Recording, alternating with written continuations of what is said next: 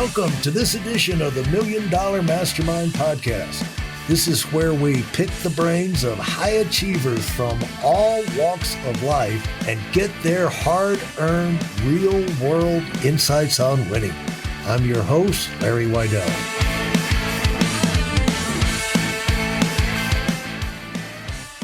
I'm here talking with Chris Volk. Hey, Chris, how are you? Larry, it's great to see you.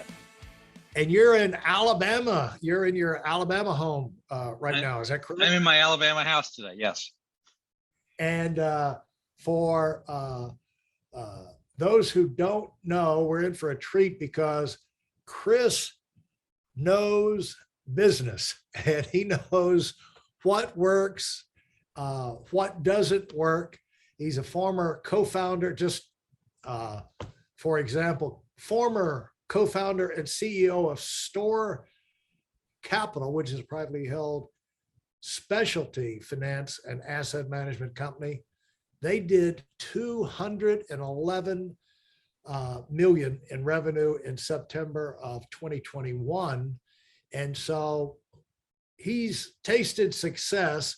And in those kind of companies, they work, you work with like, how can we make more money? What are we going to put our energy behind? Now, Chris has had a lot of those kind of jobs, member of a board of directors for franchise finance, among other things. And so he's got a new book, and it's a unique business book. He's going to tell us the value equation, and you're going to see the parallels between successfully run businesses and successfully run lives, because companies come from the people that are behind the scenes. And so, Chris, tell us about your book. Larry, the book is called The Value Equation. It's been about 25 years in the making, to be honest. It starts with a lot of pieces I did a long time ago, but the idea was to tell people how businesses create wealth. I mean, that's the simple idea. And why it's so important is because in all the books about how to get rich, there are no books on how businesses create wealth. And yet the richest people in the world all made their money in business. So I figure, if you read this book, you're going to figure out how the richest people in the world got that way. And so that's what I did. It's called The Value Equation. And take me through it. How is this for a layman? Is this a technical thing, or what are the applications? Well, some of the reviews that have gone up on Amazon would say to you that it's, it's got parts of it that are easy to read, and then there are parts that you probably have to read maybe twice. So it's not a long book. It's less than 250 pages, but it's got some math in it. It's middle school math, but it's, if you're going to do business, Larry, and you're going to talk about how wealth is created, you got to have a little bit of math in there. So it does have some of that. And there is an equation at the middle of it, which is an equation I developed in 1999 and wrote an article that won an award for it.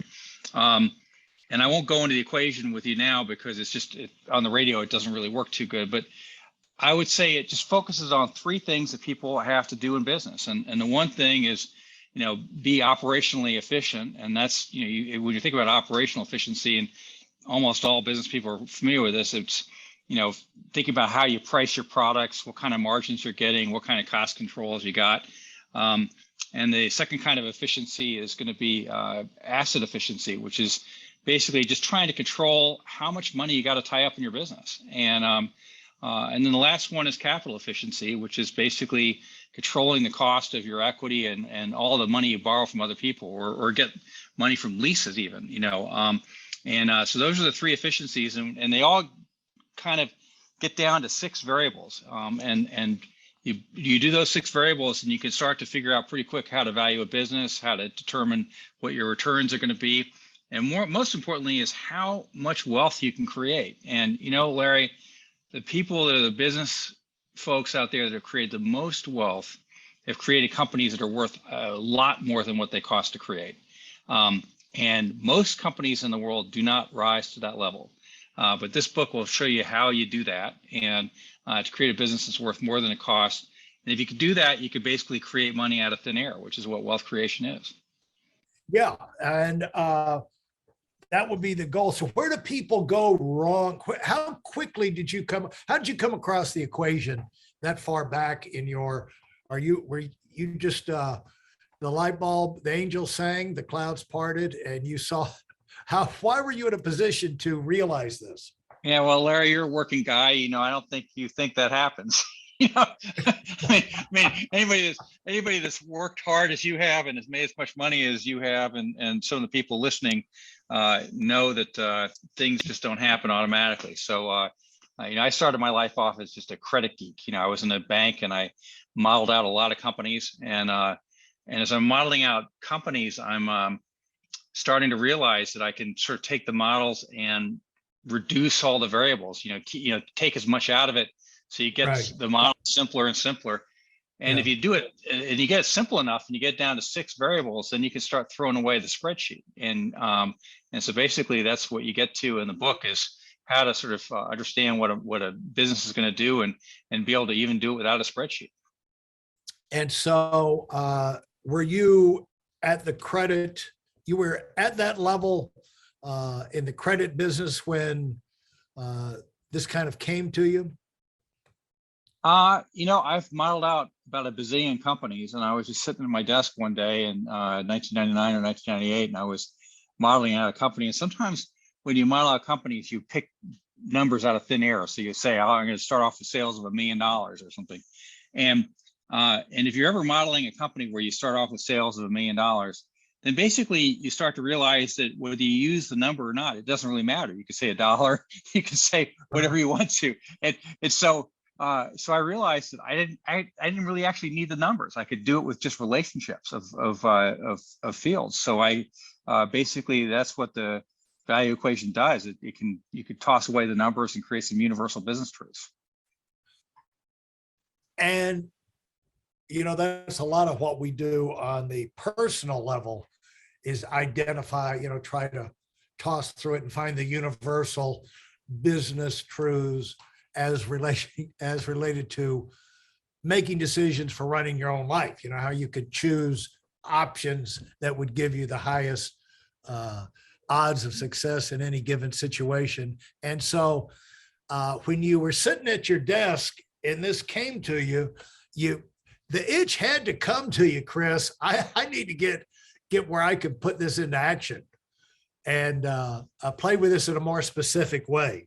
Because it's one thing, the general thing, but where the rubber meets the road, that's another lot more fun. Yeah, so I thought it was cool, and I every now and then you do something in your life where you just you dream something up, and then you say, this is really cool. And I basically thought, this is pretty neat. And so I wrote an article on it, and the article won an award. But then I started taking it. Where do you publish an article like that? I'm just curious. All right. Well, this article ended up in a magazine called Strategic Finance, and so it's kind of a trade publication, and it goes out to the Association of Management Accountants. Although I think the audience is a little bit broader than that, and so then the gold medal award was named after William Librand, who was one of the founders of Coopers and Librand Accounting, and so I got a gold medal award in my Arizona house somewhere on the wall. How do you submit? You're sitting at a desk, you come up with a thing, this concept, you get excited about it, say, this is cool. You write an article. How did you get them to think it was cool enough to publish it to begin with? I've always networked with people in the literary business. And so, I ran it by somebody to proof it because I wanted to see if they thought it made sense. And the person I ran it by wanted to show it to somebody else, and he was involved with this particular publication. So he asked if he could, print it, and I said sure. And then every year the publication takes all of its articles and throws them into the hopper for an award. So you get that. So and I was on my way. Yeah. So that's how it happened. Well, what does that mean? You network. You've always networked with literary people. I've never heard that phrase or people. That's not something I find out that people commonly do? Well, I mean, I've written a lot of articles. I've written dozens of articles on Okay. finance and on financial statement analysis and real estate and Okay. and so when I write them, a lot of times I'll give them to people to proofread, and they could Yeah. be in the business, or they could be in the real estate business, they could be in the finance business. They're people whose opinions I respect, and oftentimes they have relationships with publications, and they'll say, I could show this to somebody. So, for example, the book that's out is published by Wiley, which is a very nice publishing firm. A close friend of mine also had a book published by Wiley, so he introduced me to some folks at Wiley. I'd already written the manuscript, and I gave it to them, and they liked it, and here it is. Yeah. And so how do you get to the point where, and where were you in your career? This is 97. So this is, Yeah. you So weren't I right was, you weren't right out of college at that point. no. So I was, I was probably 51 years old, and I was running, I was president of a publicly traded company that I'd taken public. And CEOs spend their times in different ways. As a CEO, I spent my time really sort of understanding the mechanics behind the business and the numbers. And I found sometimes, in the United States, oftentimes people think if they're busy, they're productive, Right. but sometimes when, being busy is not the same thing as being productive. And Right. sometimes the best thing you could do is be sitting here at your desk with a blank sheet of paper and a pencil, or sitting there on a blank spreadsheet, Yeah.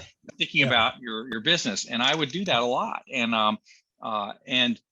So it was in one of those deals where I started modeling out what became the value equation. And then it's been a journey from that point. I mean, I would say when in writing this book, which I started doing in 2020, there were observations that I gleaned in 2020, just in the art of, in the act of just writing the book, Right. and that I hadn't really thought through completely. So, and what's exciting to me about the book in a way is that the value equation just snowballs into so many other things that you can do with it. And so the book became pretty engaging to write, and I enjoyed it.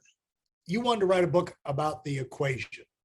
And in the process of explaining that, the applications, I guess, occurred to you. That's the great thing about writing a book, is you forces you to get, think things through. A lot of times you change the title of the book because it goes in another direction. But yours was very fixed from the beginning. But talk about that process. Yeah, I mean, I would say that I didn't want to write so much about the equation as I wanted to write about what the implications are. It's sort of like, it's like being in business where people confuse products with solutions. In business, they're all in business of selling a solution. They're not selling a product, right? And so you always solve the solution. You saw the benefit, and then the product is just that thing, that you've got. But the benefit is why people use you, And so in the case of the value equation is sort of the product, but the benefit is that it really helps people more easily understand how to create a business. It helps them understand how to invest in public companies. It helps them sort of dissect how companies are creating value and wealth for folks. And if you're fortunate enough to be in the position of leading a company or thinking about creating a company, using the value equation can help you dissect how you turn an idea into a business model. Because at the end of the day, business models rule.